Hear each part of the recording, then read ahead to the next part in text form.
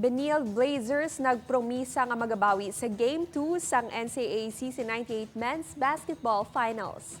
Ining itutukan ni Julius Belacaol. Sa tag sa kahampang, mayaragid permis ang daog kag mayaraman sang pierde. Sa malain nga palad, ang Benil Blazers napaslawan sa ilaw nga hampang kontra sa Letra Knights para sa NCAA Season 98 Men's Basketball Finals sa Domingo. Dikit ang hampang tubtob sa third quarter, pero amat-amat nga nagdako ang advances ng defending champions sa pagtakop sang hampang. They more experienced than us. Then siguro ang galing nila, nag-a-adjust sila kaagad sa play namin, and siguro kailangan lang namin maglaro ng maayos.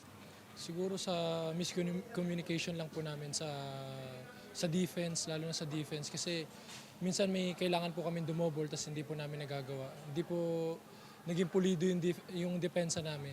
Tapos yung sa offense naman, meron kaming mga natakbo na hindi na dapat tinatakbo ng late game.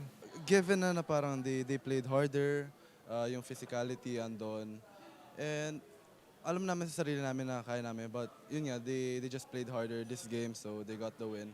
Pero plano sang Blazers nga pareho sa action movies, matapos makastiguhan sa pagsugod, magabangon, magabato, kag magadaog sa katapusan. May game 2 pa, hindi pa natatapos, and we need to make shots and sa end ng game, and siguro mag-adjust kami. As of now po, medyo bumaba po. Hindi naman po namin ikakaila yun. Pero siguro babawi po kami sa second game. Talagang aayusin po namin the whole week yung sistema po namin para maging pulido po pagbalik namin next game. And yun lang, we just have to recover, we just have to be mentally prepared for the next game, and balik lang talaga sa training para bumawi kami.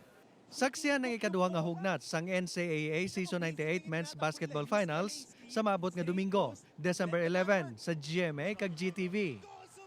Julius Belacaol, 1, Western Visayas.